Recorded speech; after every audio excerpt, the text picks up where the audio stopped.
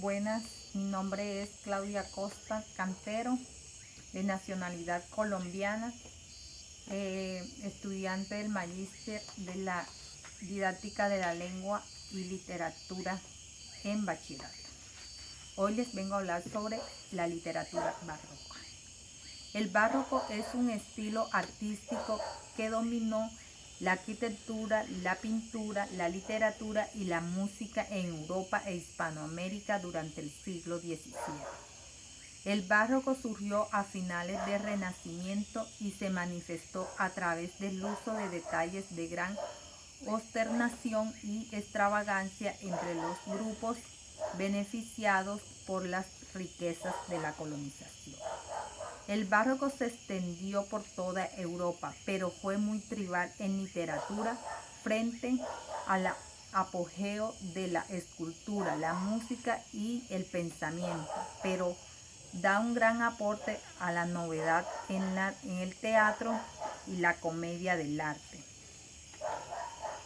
En el concepto de la historiografía, el arte, la música, la literatura es utilizada para la clasificación y manifestaciones culturales de la época del barroco localizada en España.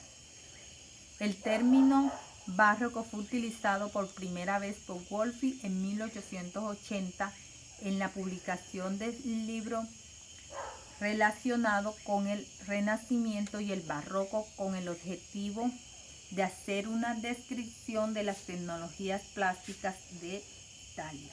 Durante el año 1520 y 1550, pasado el año 1920, sería reconocida esta terminología,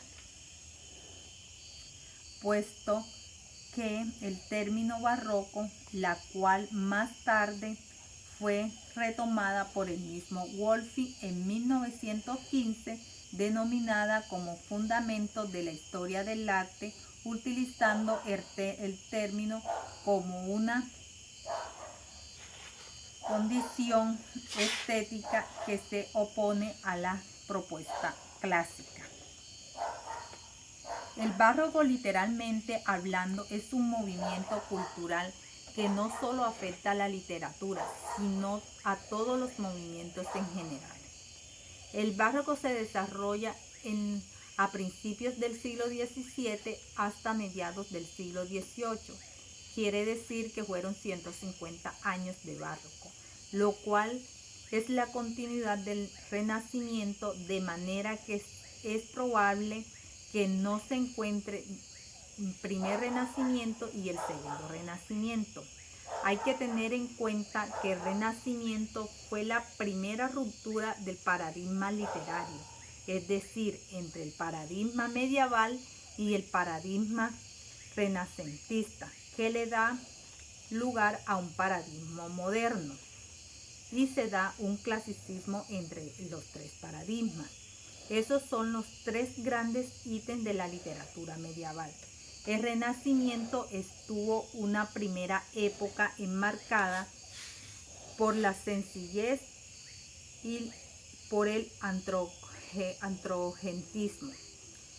En la segunda época del barroco constituye una ruptura del paradigma literario. Hubo una alteración en esa época. Entre las diferentes características que encontramos enmarcado en el periodo del barroco sobresalen tres. La primera es la lucha contra lo contrario, que enfrenta la sencillez y la pureza de la naturaleza, lo feo con lo bonito, la maldad con la bondad, lo oscuro con la claridad, lo alto con lo bajo, entre otras. Esto provoca una elección de sentimientos del lector, en lo que él trata de buscar lo bueno y lo malo.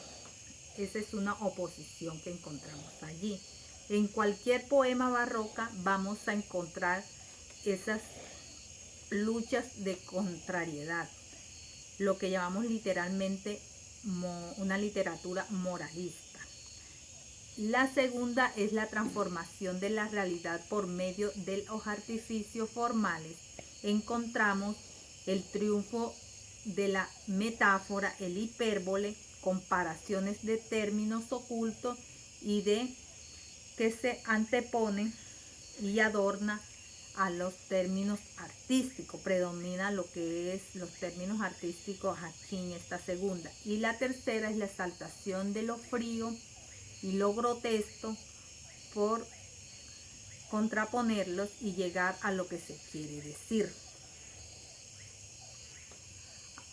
sin afectar, para llegar a una ironía, a una burla. Por último, tenemos la exaltación de la formación religiosa. Hay un desengaño terrenal en las manifestaciones religiosas. ¿Qué quiero decir con esto? Que en el barroco se caracteriza por tres grandes, como el carácter pesimista, la cosmología y el desengaño. Muchas gracias.